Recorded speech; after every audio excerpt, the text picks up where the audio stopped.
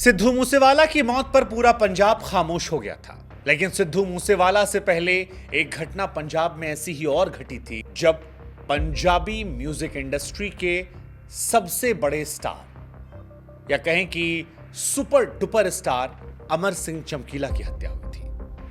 वो चमकीला जिसके गानों को लेकर आज तक बहस जारी है कि वो पंजाब की आन मान शान थे या फूहड़ता की पहचान थे। लेकिन चमकीला एक ऐसा किरदार जिसे कोई नकार नहीं सकता, और शायद यही वजह है कि इम्तियाज अली ने दिलजीत को लेकर जब फिल्म बनाई तो लोगों की जुबान पर फिर वही सवाल आया कि आखिर 35 साल पहले जिस चमकीले की हत्या हुई थी उसका कातिल कौन है, उसकी वजह कौन है। इस वीडियो में हम आपको समझाने की कोशिश करेंगे कि चमकीले का कातिल कौन है, और आप चमकीले के बारे में क्या पहले जानते थे, यह हमें आप कमेंट सेक्शन में बताइएगा। हमसे जुड़े नहीं हैं तो जुड़िएगा, क्योंकि आपका जुड़ना हमारी हौसला अफजाई की वजह बनता है। और किसी और वीडियो पर अगर आपको हमारी राय या वीडियो चाहिए होगा तो वो भी कमेंट सेक्शन में जिक्र कीजिएगा। लेकिन चमकीले की बात जब हम कर रहे हैं तो चमकीला 80 के दशक में पंजाबी युवाओं के दिलों पर राज करते थे। ये एक ऐसा कांड हुआ था जिसका सच कभी बाहर नहीं आया, क्योंकि चमकीले को केवल 27 साल की उम्र में मार दिया था। अब सवाल यह था कि क्या चमकीले की हत्या खालिस्तानियों ने करवाई थी जिन्हें चमकीले गाने गंदे लगते थे, या फिर जो एक आरोप लगता था कि चमकीले की शादी एक ऊंची जाति की लड़की से हुई थी, और क्योंकि दूसरी शादी थी तो वो ऊंची जाति वाले बर्दाश्त नहीं कर पाए, क्योंकि चमकीले कथित तौर पर एक पिछड़ी जाति से आते थे, एक ऐसी जाति जिसे समाज में उतना सम्मान नहीं मिलता था उस दौर में। या फिर चमकीले को इसलिए मरवा दिया गया क्योंकि पंजाबी म्यूजिक इंडस्ट्री में उस वक्त 10 साल तक वो सबसे बड़े सिंगर थे, उनके आसपास कोई नहीं था। और एक आरोप यह भी लगता है कि सारे सिंगर्स ने मिलकर चमकीले को खत्म करवाने का प्लान बनवाया, क्योंकि खालिस्तान से धमकी आ रही थी। इन तीनों में वजह कोई भी हो, लेकिन कातिल कौन है यह आज तक स्पष्ट नहीं हो पाया। लेकिन फिलहाल चमकीले को लेकर एक फिल्म आई है, और इस फिल्म में किरदार निभा रहे हैं चमकीले का दिलजीत दोसांझ, और उनकी पत्नी का किरदार जो है वो निभा रहे हैं परिणीति। फिल्म आपको मिले वक्त तो दिखेगा, लेकिन सवाल जो है वो हम आपको बताते हैं। चमकीले जो खुद गाने लिखते थे और फिर गाना गाने लगे और फिर पंजाब की आन मान शान बन गए, जिनको लेकर एलीट क्लास क्वेश्चन करता था कि यार ये फूहड़ता की पहचान है। लेकिन कहा जाता है कि ट्रक ड्राइवर्स, खेतों में काम करने वाले और आम जो पंजाबी थे वो चमकीले को अपना मानते थे। और फिल्म में भी कई जहां ये प्रोमो में दिखाया गया है कि जब वो चमकीले के बारे में कहते हैं तो कहते हैं यार स्टार बहुत सारे हैं चमकीले, लेकिन तू अपना है। चमकीला जिसका मतलब है कि चमकता हो, अमर सिंह को इसी नाम से जाना गया। 21 जुलाई साल 1960 को उसका जन्म हुआ। बचपन लुधियाना के पिंड डुगरी में बीता और जवानी जो थी पूरे पंजाब। अमर सिंह इलेक्ट्रीशियन बनना चाहते थे, लेकिन पैसों की तंगी के चलते कपड़े की मिल में काम करना पड़ा, और बचपन से म्यूजिक का शौक था।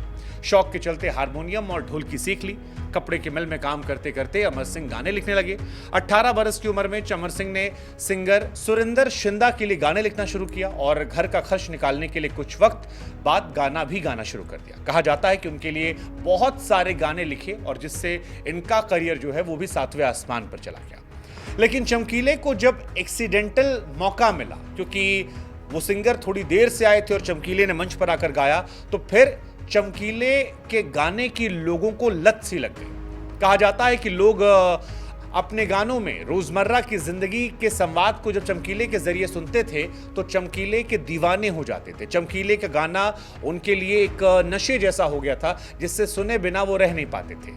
सामाजिक समस्याओं को अपने गीतों के बोल में वो टारगेट करते। चमकीले ने स्टूडियो में खूब रिकॉर्डिंग की, लेकिन चमकीले का जो असल दिल था वो लाइव सामने ऐसे बात करने में होता था, और 5-6 फुट का स्टेज सच था। चमकीले गाने गाते, सामने बैठे लोग कभी हंसते, कभी नाचते, कभी हो हल्ला मचाते, कभी कोई टाइट होता चढ़ाकर तो कहीं कोई उनसे लड़ पड़ता। लेकिन चमकीले को लेकर कहा जाता है कि चमकीले महफिलों की शान थे, वो महफिल जिन्हें उस दौर में अखाड़ा कहा जाता था। हालांकि चमकीले 4-5 साल में पंजाबी म्यूजिक इंडस्ट्री का सबसे बड़ा नाम बन गए थे। अमर सिंह चमकीला को इतने लोग चाहने लगे थे कि बाकी पंजाबी सिंगर्स को काम मिलना बंद हो गया था। लेकिन फिर चमकीले को धमकियां मिलने लगी। कहा गया कि अपने गानों में फूहड़ता छोड़ दो, और अगर तुम अश्लील गाने गाओगे तो तुम्हें मार दिया जाएगा।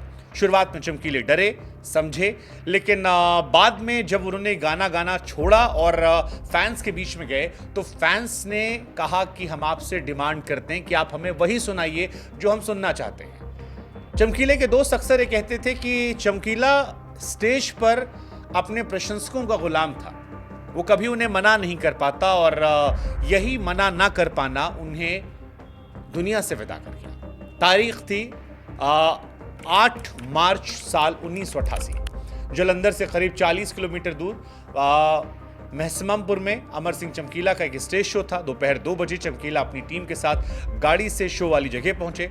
उनकी पत्नी पार्टनर अमरजोत भी साथ में थी। लोगों की भीड़ जमा थी।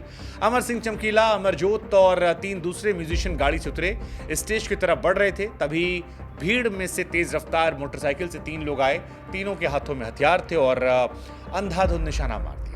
कहा जाता है कि इस घटना में अमर सिंह चमकीला, उनकी पत्नी अमरजोत और 2 म्यूजिशियन की वहीं मौत हो गई। लोग देखते रहे। हमलावर गोलियां दागकर जिस बाइक से आए थे उसी से फरार हो गए। अगले दिन ये खबर पंजाब में फैली।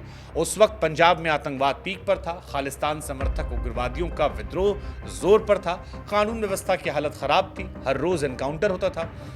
अब हालात ये थे कि जिसका गाना पूरे पंजाब में सुपरहिट था, उसी की दिन दहाड़े हत्या। लेकिन हैरानी इस बात की थी कि तब थाने में किसी ने शिकायत नहीं दर्ज करवाई। अमर सिंह चमकीला के घर वालों से पुलिस को जानकारी मिली, लेकिन पुलिस भी डरी सहमी उनके पास नहीं पहुंची। महसामपुर में जहां पर चमकीले का कत्ल किया गया था, वहां किसी ने रिपोर्ट नहीं लिखवाई।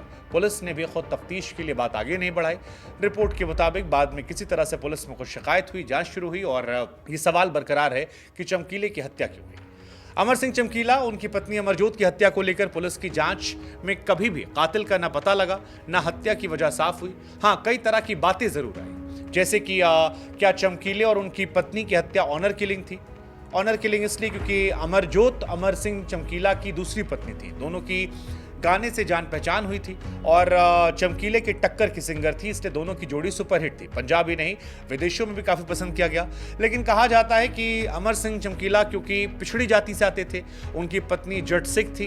कहने वालों कहते हैं कि हत्या के पीछे अमरजोत के परिवार और गांव का हाथ होने का आरोप है। हालांकि पुलिस की थ्योरी में ये बात कभी सामने नहीं आई। दूसरी वजह उग्रवादियों के हाथ ही कही जाती है। अमर सिंह चमकीला के कई गानों पर खालिस्तानी समर्थक उग्रवादियों ने नाराजगी जताई थी। माना जाता है खालिस्तानी उग्रवादियों के मुताबिक जिस तरह चमकीला अपने गानों में शादी के बाद संबंध, ड्रग्स की लत और खुलेआम डबल मीनिंग बातें करता था, उससे पंजाब की बदनामी होती है और चमकीले को अक्सर इस बात को लेकर धमकी मिलती थी, लेकिन इसकी पुष्टि भी कोई नहीं कर पाया। और तीसरी वजह पंजाब म्यूजिक इंडस्ट्री में चमकीले के एक छत्र राज के चलते। अमर सिंह चमकीला ने पंजाबी म्यूजिक इंडस्ट्री में 1979 से काम शुरू किया था और मरते दम तक एक छत्र राज किया। लोग उन्हें अधिक से अधिक सुनना चाहते थे। उनके गाने इतने फेमस हो गए थे कि उस दौर में किसी और गाने सुने नहीं जाते थे और कहा यह भी जाता है कि हो सकता है कि इनको इसी वजह से मरवा दिया गया। एक मत यह भी है कि कभी चमकीला को एक शख्स ने अपने यहाँ स्टेज शो के लिए बुलाया था, लेकिन चमकीला नहीं पहुंचे और इसी बात से नाराज होकर उसने गोली मरवा दी। अब चमकीला को किसने मारा, किस वजह से मारा, इस बारे में कोई क्लैरिटी नहीं है। पुलिस की जांच में कभी इस बात की स्पष्टता नहीं आई।